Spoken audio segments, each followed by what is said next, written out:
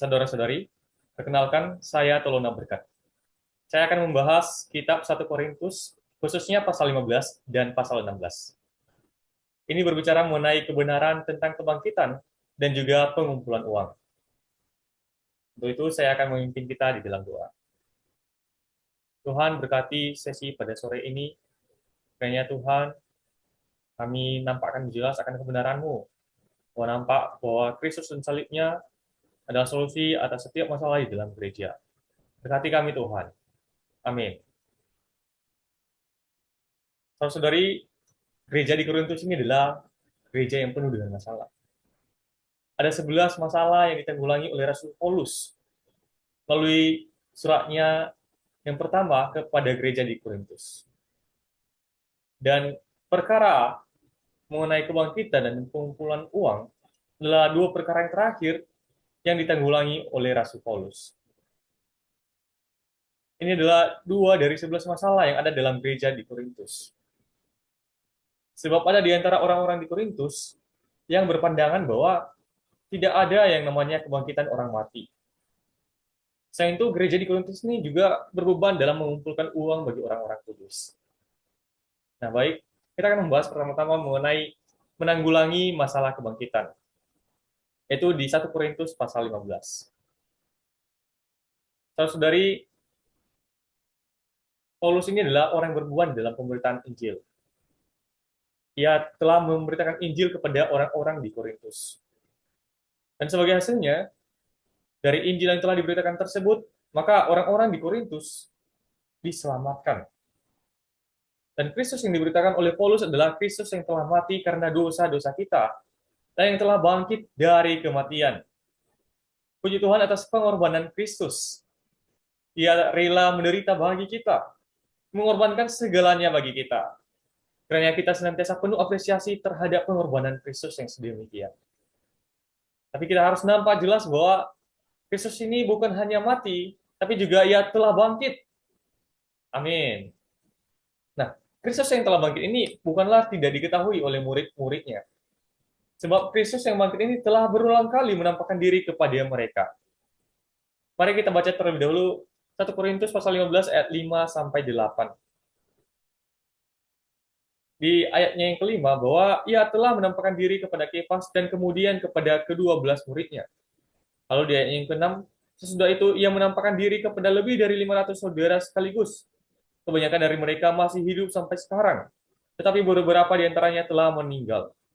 Ayatnya yang ke-7, selanjutnya ia menampakkan diri kepada Yakobus, kemudian kepada semua rasul. Di ayatnya yang ke-8, yang paling akhir dari semuanya itu ialah ia menampakkan diri juga kepada aku. Sama seperti kepada anak yang lahir sebelum waktunya.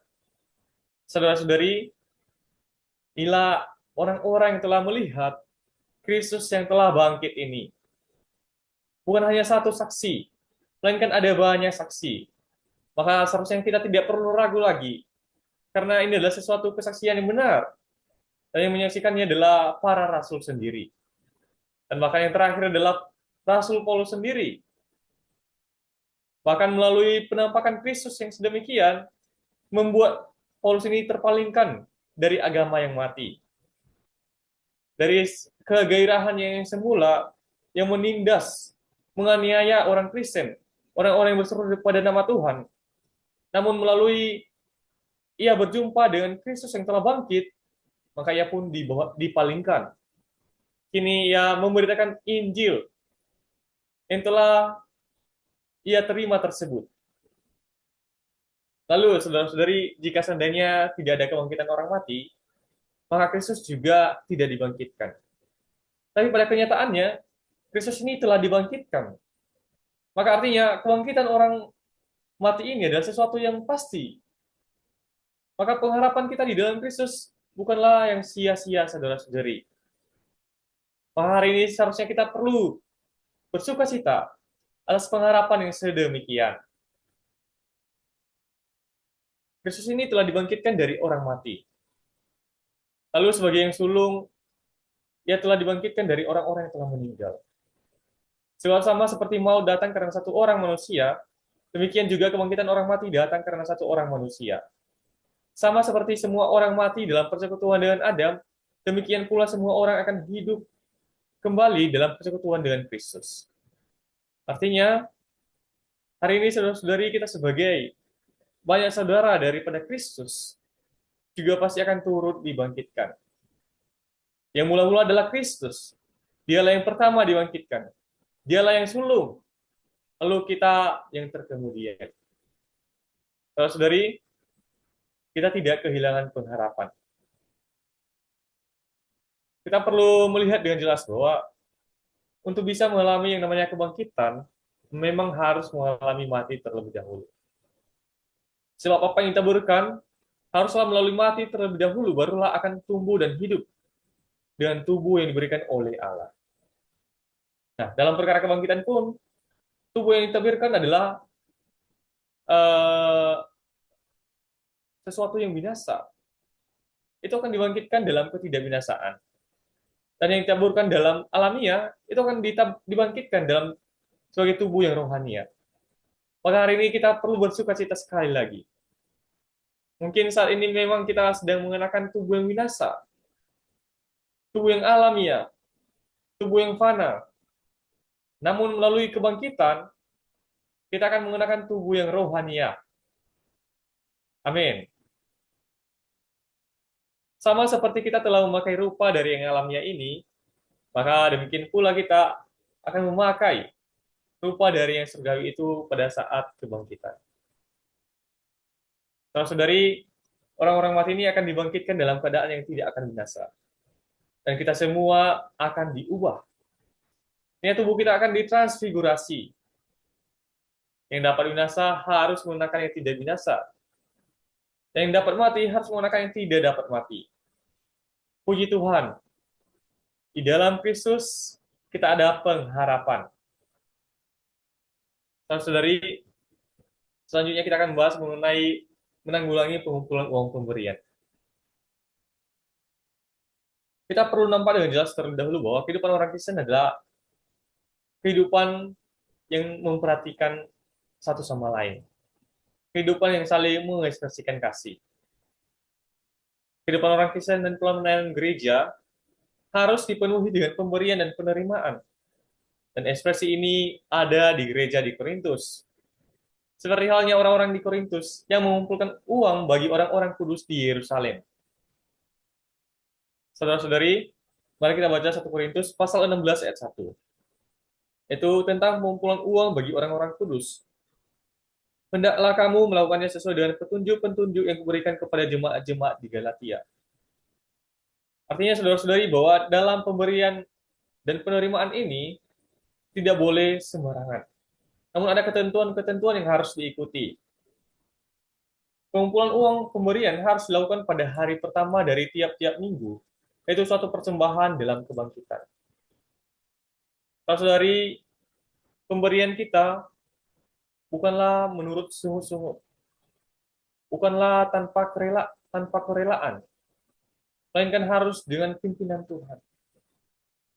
Melalui pemberian yang kita berikan, kita memperhatikan tubuh.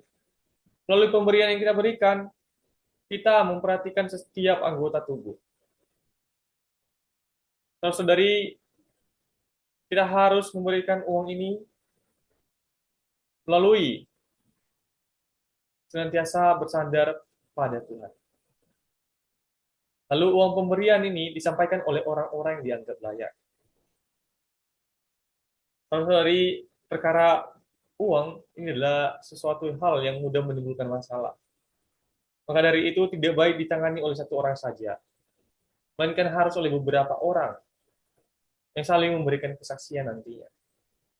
Untuk itu harus disampaikan oleh orang-orang yang dianggap layak.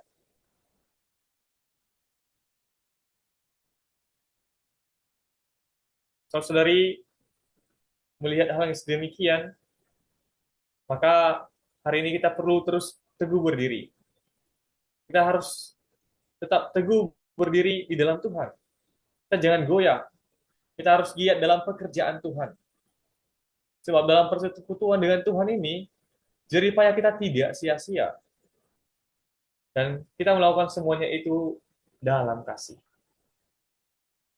Saudari, kita perlu melihat teladan dari Rasul Paulus. bahwa Paulus ini rela menghadapi bahaya. Ia rela tiap-tiap hari berhadapan dengan maut. Semuanya adalah karena pengharapan yang pasti akan kebangkitan ini.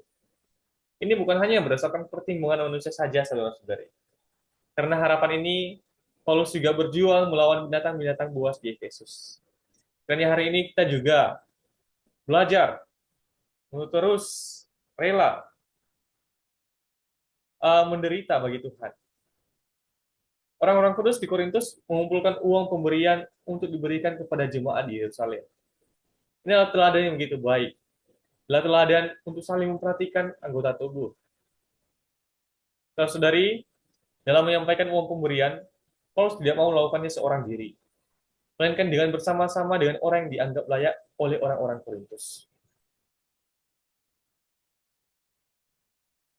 Lalu dari pembahasan mengenai pasal 15 dan pasal 16 ini,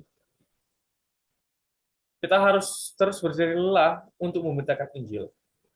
Harus rela menderita bagi Kristus, bahkan hingga kehilangan hayat jiwa kita. Segala kesenangan yang duniawi harus kita tanggalkan. Saudara-saudari, kita harus melihat pada pahala yang akan kita terima, itu untuk mendapatkan pahala pada kebangkitan yang akan datang. Sebab kita adalah orang-orang beriman yang berpengharapan. Saudara-saudari, semua yang kita terima dari Tuhan bukan untuk diri kita sendiri, melainkan untuk dibagikan kepada orang lain. Kita harus memperhatikan tubuh dalam hal materi. Amin. Saudara-saudari, Tuhan kita adalah Tuhan yang begitu luar biasa. Apa yang terlihat mustahil bagi kita adalah sesuatu yang sangat mungkin bagi Dia. Mencoba memikirkan hal-hal tentang Tuhan dengan pikiran yang alamiah, itu hanya akan membuat kita semakin jatuh dalam pikiran yang sia-sia. Saya pernah mencoba memahami perkara kebangkitan ini, tapi beberapa kali saya hampir tertipu oleh pikiran saya sendiri. Tapi puji Tuhan, ketika saya belajar mengimani apa yang Tuhan katakan, maka hal itu lebih mudah untuk saya terima. Melihat bahwa saya adalah orang yang berpengharapan, maka saya hari ini terus berjuang bagi Tuhan, bagi pekerjaan Tuhan. Saya melaksanakan penginjilan, perawatan, dan pengemulaan semuanya adalah bagi pengharapan ini. Saya juga terus belajar untuk memperhatikan anggota tubuh. Ketika mengemulakan, saya tidak hanya menyampaikan firman saja, melainkan juga menyediakan suplai jasmani bagi yang digemulakan. Amin. Puji Tuhan, saudara-saudari.